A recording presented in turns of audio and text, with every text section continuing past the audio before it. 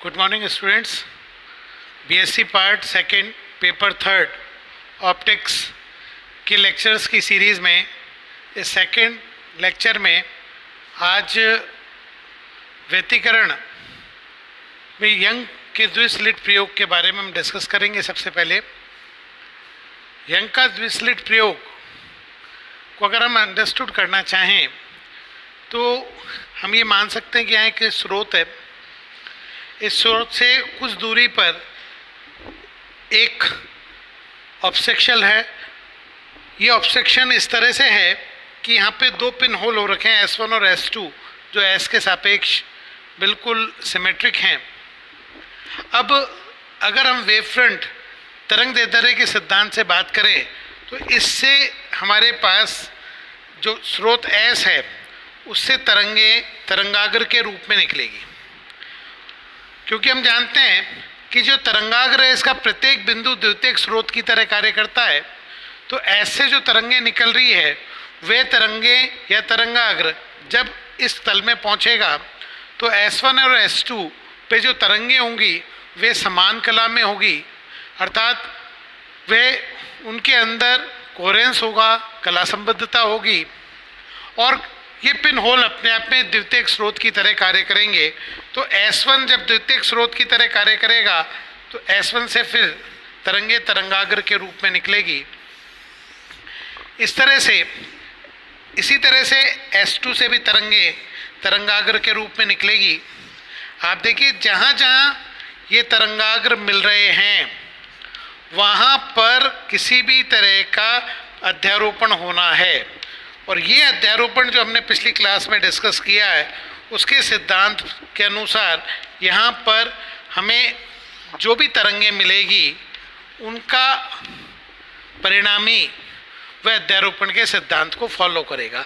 आप देखिए पहले तरंगाग्र दूसरे तरंगाग्र जहाँ जहाँ अगर मान लीजिए मैं यहाँ पर्दा लगा देता हूँ तो यहाँ मुझे कोई अलग इंटेंसिटी मिलेगी जो S1 प्लस S2 नहीं होगी, यानी दोनों की सामान्य बीजगणितीय योग के इक्वल इंटेंसिटी नहीं होगी I1 प्लस I2। यहाँ पर जो हमने पिछली कक्षा में अध्यारोपण के सिद्धांत से देखा जो भी उनका पथांतर होगा उसके आधार पर यहाँ पर हमें कोई आयाम प्राप्त होगा, इंटेंसिटी प्राप्त होगी। इन्हीं में से जहाँ पर पथांतर लैम्डा का गुणज होगा, पूर्ण गुणज होगा, वहाँ पर हमें संपोषी व्यतिकरण प्राप्त होगा, और जहाँ पर λ/2 का विषम गुणज होगा वहाँ विनाशी व्यतिकरण प्राप्त होगा, और अन्य बिंदुओं पे जो तीव्रता है 0 से अधिकतम के मध्य होगी। ये एक क्वालिटेटिव डिस्क्रिप्शन है यंग्स डबल स्लिट एक्सपेरिमेंट का। अब अगर इसके आधार पर हम एक गणना करना चाहें तो मान लीजिए ये एक S स्रोत है, इससे कुछ दूरी पर मैंने सिमेट्रिक वे में दो स्रोत बनाए से S1 और S2 जिनके मध्य की दूरी D है। एक बात ध्यान रखें, ये D दूरी बहुत कम होगी, क्योंकि अब इसका ऑर्डर कितना होना है 1 मिलीमीटर 2 मिलीमीटर, लगभग कुछ फ्यू मिलीमीटर्स के ऑर्डर की है। इससे किसी कैपिटल D दूरी पर पर्दा रखा है। सामान्यतः ये पर्दा 1 मीटर की दूरी पे हो सकता है, 2 मीटर की दूरी पे हो सकता है, आधे मीटर की दूरी पे हो सकता है।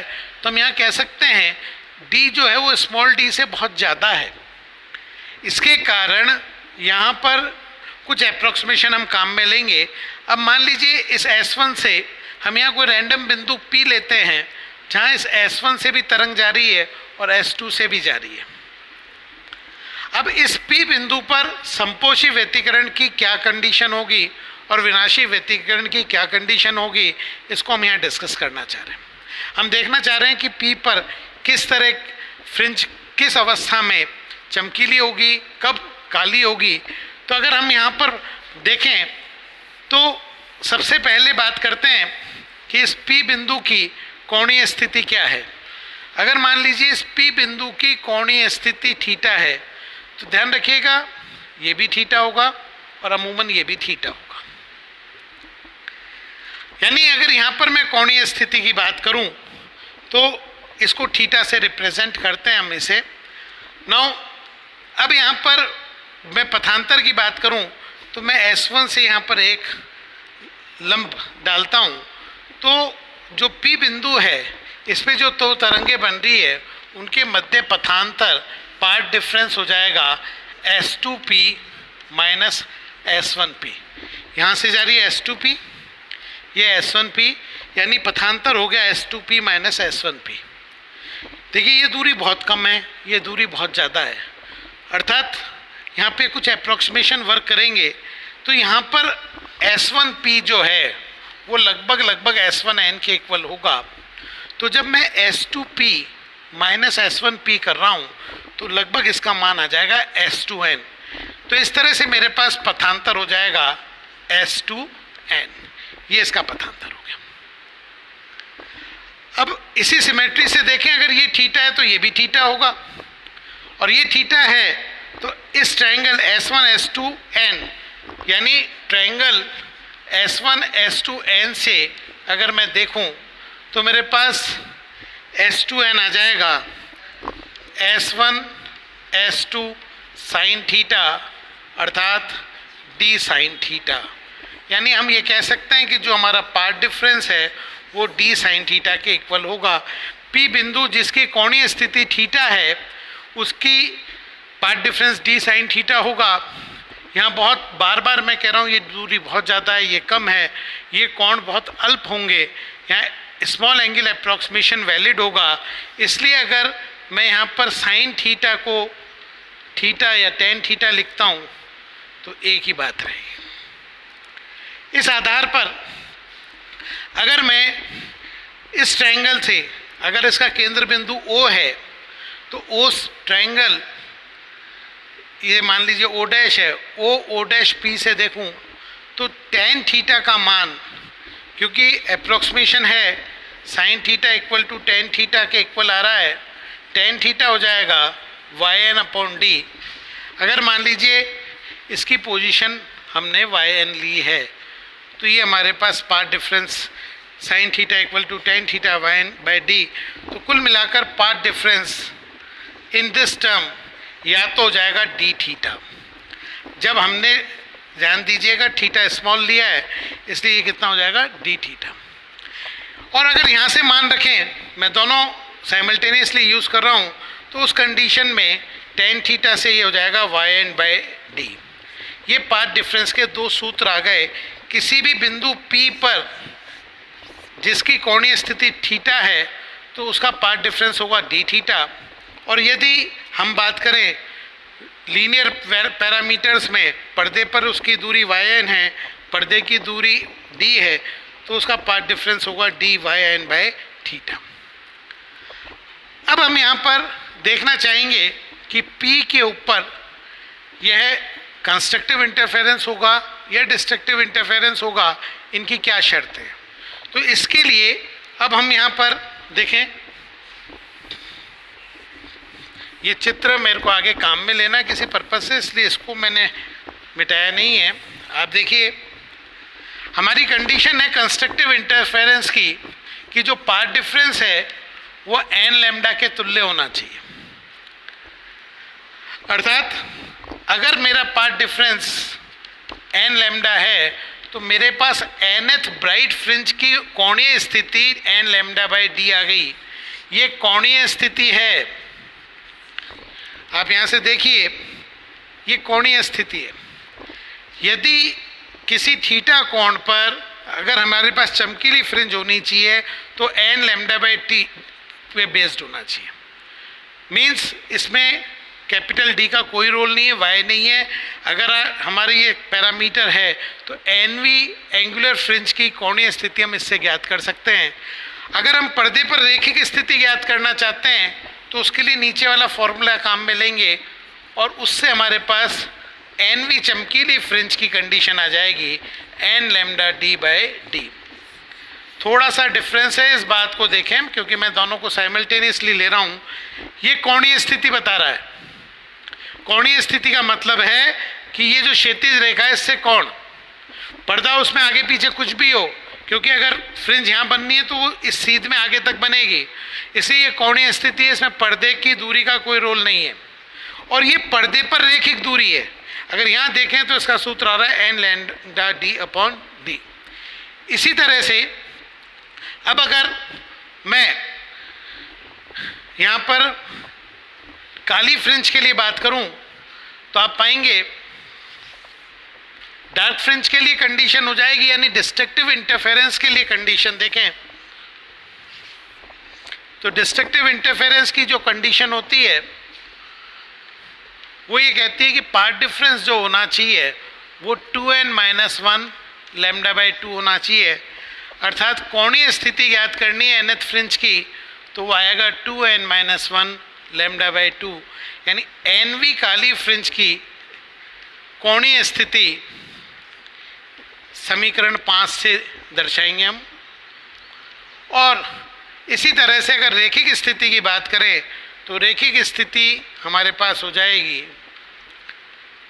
जैसा वहाँ किया उसी तरह से सिमेट्री से काली फ्रिंज की स्थिति आ जाएगी 2n-1 lambda d by y small d। आप यहाँ से देख सकते हैं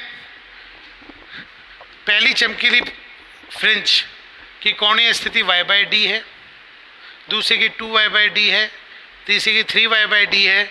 वहीं पहली काली फ्रिंज की स्थिति लैम्डा बाई 2d है, यानी सेंट्रल मैक्सिमा और फर्स्ट मैक्सिमा के बीच में। अगर दूसरी काली की बात करें तो वो 3/2 लैम्डा बाई डी है, यानी पहली चमकीली और दूसरी चमकीली के मध्य। तो हम ये कह सकते हैं कि चूंकि केंद्र पे पथांतर शून्य है तो केंद्र पे तो चमकीली फ्रिंज आएगी आएगी, लेकिन केंद्र से अगर हम दूर जाते हैं तो एक काली एक चमकीली, एक काली एक चमकीली, ऑल्टरनेटिवली डार्क ब्राइट फ्रिंजेस आएंगी। अब इन फ्रिंज की विड्थ क्या होगी, अगर हम इसको कैलकुलेट करें तो हम यहाँ पर ये मान रखते हैं तो हम पाएंगे कि अगर मैं दो काली फ्रिंज के मध्य की दूरी देखूं तो वो चमकीली फ्रिंज को बताता है, और दो चमकीली फ्रिंज के मध्य की दूरी देखूं तो वो काली फ्रिंज को बताता है। तो अगर मैं यहाँ पर फ्रिंज चौड़ाई की बात करता हूँ, फ्रिंज विड्थ,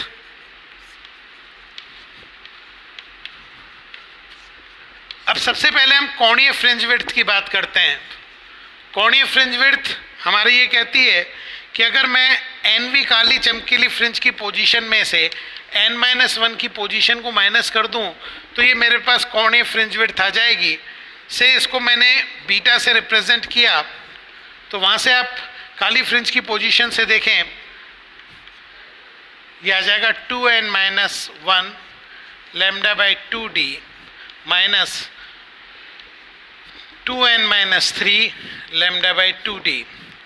आप फाइंड आउट करेंगे, मैं थोड़ा सा डायरेक्ट कर रहा हूँ कि जो फ्रिंज विड्थ कोणीय फ्रिंज विड्थ आ रही है वो लैम्डा बाई डी है। यहाँ कुछ रेस्ट्रिक्शन है मेरे, इसलिए मैं फ्रिंज विड्थ केवल मैंने चमकीली फ्रिंज की विड्थ निकाल ली, मैंने nवी काली फ्रिंज की पोजीशन ली, n-1 की पोजीशन ली, उनके बीच का डिफरेंस निकाला तो मेरे पास चमकीली फ्रिंज की विड्थ आ गई। इसी तरह से हम काली फ्रिंज की चौड़ाई भी निकालेंगे तो कोणीय चौड़ाई लैम्डा बाई डी ही आएगी। अगर मान लीजिए मैं पर्दे पे पोजीशन की बात करूं तो मैं वहां पर से W से निकालना चाहता हूं तो ये मैं निकाल सकता हूं yn-1 nवी फ्रिंज के लिए देखें 2n-1 lambda D by D minus 2n-3 lambda D by D. आप निकाल के देख लीजिए ये फ्रिंज विड्थ आ जाएगी लैम्डा डी अपॉन डी। ये हमारे पास समीकरण संख्या देखिए, अगर ये 6 है, ये 7 और 8, मैं अभी तक के पार्ट को एक बार रिव्यू कर देता हूँ। हम बात कर रहे हैं यंग डिरिचलेट प्रयोग से व्यतिकरण को समझने के लिए। यंग के अनुसार एक स्रोत है, उससे कुछ दूरी पर एक सममित तल है जिसमें दो पिन होल्स हैं से S1 S2 जिनके मध्य दूरी स्मॉल d है। तरंगाग्र के सिद्धांत से ऐसे जो तरंगाग्र निकलेंगे वह जब इस तल पे आएंगे तो उसका प्रत्येक बिंदु द्वितीयक स्रोत की तरह कार्य करेगा। तो S1 और S2 दो कला संबद्ध स्रोत की तरह कार्य करेंगे क्योंकि ये दोनों एक ही स्रोत से बने हुए। इस तरह से S1 और S2 से जो तरंगें निकलेगी वो जहाँ जहाँ द्वैरोपित होगी वहाँ तीव्रता में परिवर्तन होगा, वो अध्यारोपण के सिद्धांत को फॉलो करेगी। हमने इसको समझने के लिए यहाँ से कैपिटल डी दूरी पर एक पर्दा लगा दिया है और एक आर्बिट्री पॉइंट पी ले लिया जिसकी कोणीय स्थिति थीटा है या पर्दे पर दूरी वाई एन है। तो हमारे पास इन दोनों स्रोतों से जो तरंगे जा रही है उनमें पथांतर हमने कैलकुलेट करके देखा, वो पथांतर आ रहा है अगर D sine theta, small D sine theta. क्योंकि यहाँ स्मॉल एंगल अप्रोक्सीमेशन वैलिड है तो हम यहाँ से एन वी चमकीली फ्रिंज की स्थिति ज्ञात करते हैं। तो एन वी चमकीली फ्रिंज की कोणीय स्थिति एन लैम्डा बाई डी है। यहाँ स्पष्ट है, कोण यहाँ से ले रहे हैं इसलिए पर्दे की दूरी और पर्दे पर दूरी का कोई रोल नहीं है। किंतु अगर हमें पर्दे की दूरी दे रखी है और तो पर्दे पर स्थिति देखें तो एन वी चमकीली फ्रिंज की स्थिति आती है n lambda capital D upon small d. इसी तरह से अगर यहाँ पर डिस्ट्रक्टिव इंटरफेरेंस होना है तो काली फ्रिंज की स्थिति के लिए हमने कंडीशन निकाली। तो ये हमारा सूत्र theta n equal to 2n-1 lambda upon 2 small d, ये काली फ्रिंज की कोणीय स्थिति बताता है। और समीकरण 6 हमें पर्दे पर काली फ्रिंज की स्थिति बताते हैं। अगर हम इसको एनालाइज करें तो बड़ा सिंपल है कि केंद्र पर एक चमकीली फ्रिंज है, उसके बाद एक काली फ्रिंज है, फिर चमकीली काली चमकीली, यानी पर्दे के दोनों तरफ ऑल्टरनेटिवली डार्क और ब्राइट फ्रिंजें होती है और ये इंटरफेरेंस फ्रिंजेस कहलाती है। इन फ्रिंज की क्या चौड़ाई होगी? तो हमने कहा दो काली के बीच में एक चमकीली है अथवा दो चमकीले के मध्य एक काली है। अगर हम इनमें मान रखें तो एन वी चमकीली में से n-1 चमकीली की स्थिति को माइनस कर दें तो काली फ्रिंज की चौड़ाई आएगी। और इसी तरह से एन वी काली फ्रिंज में से n-1 वी काली फ्रिंज की स्थिति को माइनस करें तो चमकीली फ्रिंज की विड्थ आएगी। मैंने यहाँ एक ही हिस्सा किया है, उससे स्पष्ट होता है कि जो कोणीय फ्रिंज चौड़ाई आती है वो लैम्डा बाई डी है, जबकि पर्दे पर जो चौड़ाई आ रही है वो आ रही है लैम्डा डी अपॉन डी। यहाँ स्पष्ट है कि चाहे काली फ्रिंज हो चाहे चमकीली फ्रिंज हो, इन सभी की चौड़ाई समान है, ये सभी समान है और ये अल्टरनेटिवली है। यहाँ एक महत्वपूर्ण सा रिजल्ट आता है कि यहाँ पर फ्रिंजेस कैसी बनेगी। अगर मैं फ्रिंज की इंटेंसिटी का डिस्ट्रीब्यूशन देखूँ तो आप देखिएगा कुछ इस तरह से फ्रिंज की इंटेंसिटी डिस्ट्रीब्यूशन कर्व आएगा। इसको समझें, पिछली कक्षा के अंदर हमने बहुत स्पष्ट किया था कि ऐसा नहीं बैंड आएंगे, ऐसा नहीं है कि केवल चमकीली और काली आएगी।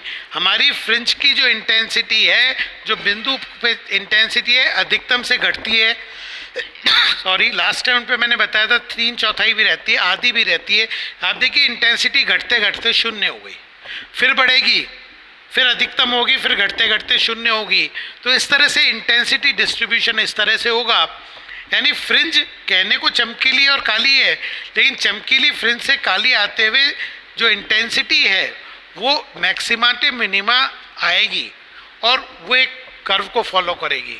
ये मोस्ट इम्पॉर्टेंट है कि यहाँ फ्रिंजेस का शेप क्या होगा। सामान्यतः फ्रिंजेस का शेप हाइपरबोलिक होता है। ये क्वेश्चन कई बार पूछा गया है, तो हम ये कह सकते हैं कि इन फ्रिंजेस का शेप हाइपरबोलिक होता है। इस तरह से हमने यंग द्विस्लिट प्रयोग के अंदर वर्कआउट किया। ये स्टैंडर्ड फॉर्मूले की तरह हम काम में लेंगे। हम किसी भी तरीके से व्यतिकरण की बात करें, फ्रिंज की चौड़ाई का फॉर्मूला हमारा angular fringe lambda by D ही आएगा और fringe width on screen lambda capital D upon small D ही आएगा। ये बेसिक डेरिवेशन है डबल स्लिट एक्सपेरिमेंट से। यहाँ देखने की बात है कि फ्रिंज विड्थ लैम्डा और डी पे डिपेंड कर रही है। अगर मैं एंगुलर फ्रिंज विड्थ की बात करूं, अब इसको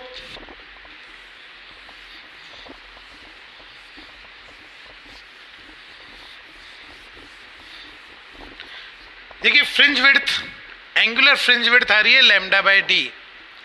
ये लैम्डा पे डिपेंड है और डी पे डिपेंड है। इसमें वाई और कैपिटल डी का रोल नहीं है, लेकिन लीनियर फ्रिंज विड्थ आ रही है लैम्डा डी अपॉन डी।